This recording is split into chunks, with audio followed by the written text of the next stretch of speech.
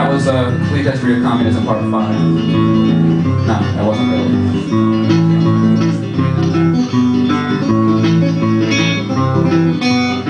Today I went to Major Matt's to remaster my old album, and on the L train in the morning I was pretty sure I saw Will Oldham. He was wearing the same sunglasses he had on stage at the Bowery Ballroom. Had he come to walk among the Williamsburgers of his kingdom, and like the burghers of Calais, will a sacrifice be demanded to offer up our dreams and beg for mercy empty-handed, and hapless in our hipness, crowded 5 to an apartment, relegate our dreams to hobbies and deny our disappointment. Cause the Stones in 65 want total satisfaction, kid, but the Stones in 69 see grace in just getting what you need. But if that's a victory, then I'd hate to see what I'd look like defeated.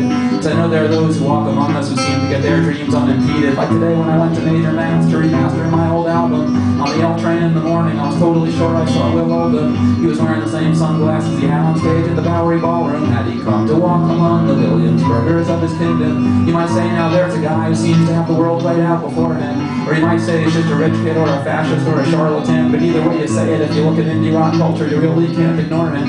And even if at first dismissed it, after some listens you'll enjoy him. I was thinking this on the L train, intent on bursting my own bubble. How long should an artist struggle before it isn't worth the hassle? And admit we aren't fit to be the ones inside the castle. This quest for greatness, or at least hidden, is just a scam and too much trouble. But then what makes one human being worthy of an easy ride?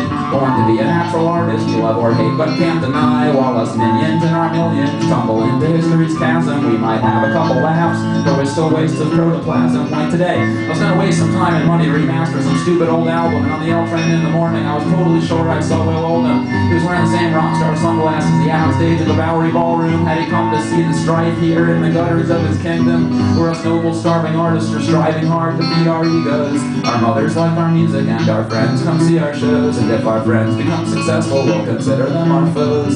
Go home to our 4 roommates after paying big bucks for rock star shows. What a nightmare, what a horror. I don't want no part of this, just get me off this crazy ride. I'm gonna puke, I'm gonna piss, I'd rather kill myself, I'd rather just relax or not exist. But you say you want to do an email interview, oh what the heck, I can't resist. Hey Dad, guess what, today I did another magazine interview. Son, that's great, you're really famous, yeah, I'm gonna be 42. I kinda thought I was gonna grow up to do stuff that would benefit humanity, but it's getting hard to tell if this artist's life is even benefiting me. Cause today I was gonna waste some time and money to remaster some dumb old album, and on the L train in the morning I was totally sure I saw Will Oldham. He was wearing the same big rock star sunglasses he had on stage at the Bowery Ballroom, and since I was feeling in need of answers I just went right up and asked him. I said, Will, Bonnie, Prince, Palace, whatever, what do you think about it? Is it worth being an artist or an indie rock star, or are you better off without it? Because you know, maybe the world would be better if we were all just uncreative drones, no dead childhood dreams to haunt us, a decent job, a decent home. And if we have some extra time, we could do real things to promote peace, become scientists or history teachers or uncorrupt police at least. Come on, Will, you gotta tell me. I grabbed and shook him by the arm. The L train was leaving Bedford with 10,000 white 20-somethings crowded on. He opened his mouth to speak, but it was lost in the rumbling of the wheels. We were thrown together in a corner, and I yelled, tell me, man, for real, you're living comfortably, I assume, even if you're not quite a household name. You've reached a pretty high level of success and critical acclaim. And the L train got to First Avenue, and a bunch of people piled out. I was staring into his sunglasses, and I was really freaking out. I was like, Steamboat Willie, Bonnie, Prince of all this shit, you're like the king of a certain genre, but even you must want to quit. Like if you hear a record by Bob Dylan or Neil Young or whatever, you must start thinking, people like me, but I won't be that good ever. And then I'm sure the thing is probably like Dylan himself too, stays up some nights wishing he was as good as Allen Ginsberg or Camus, and he's like, dude, I'm such a faker, I'm just a clown who entertains, and these fools who pay for my crap, they just have pathetic puny brains. And then Camus probably wished he was Milton too, or whatever, you know what I'm saying? So will you be straight with me now? This is us two on this train, cause I was gonna spend some time in Monday today to remaster some dumb old album, and I saw you here on the L train, and I was like, hey, is that Will Oldham? He must at least have some perspective, since like living in this town, I got so confused and wound up and uptight, and I just don't know up from down. And then we reached the last stop, and the subway was deserted. There was a long moment of silence, and I let go of his shirt. I started to think maybe I'd made some kind of big mistake. I tried to walk out onto the platform, but by then it was too late.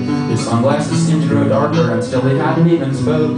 He just came right up behind me and put his hands around my throat and threw me down onto the concrete and kicked my face in with his boot and dragged me down onto the train tracks and tied my hands back with his coat. And I was slipping out of consciousness as he was slipping down my jeans, and he was punching me and thumping me, and I slipped off into a dream. So it might have just been a delusion, but I thought I heard him say something like, artists are pussies, and he climbed back up him and ran away. So I lay there in the darkness on the train tracks, cold and broken.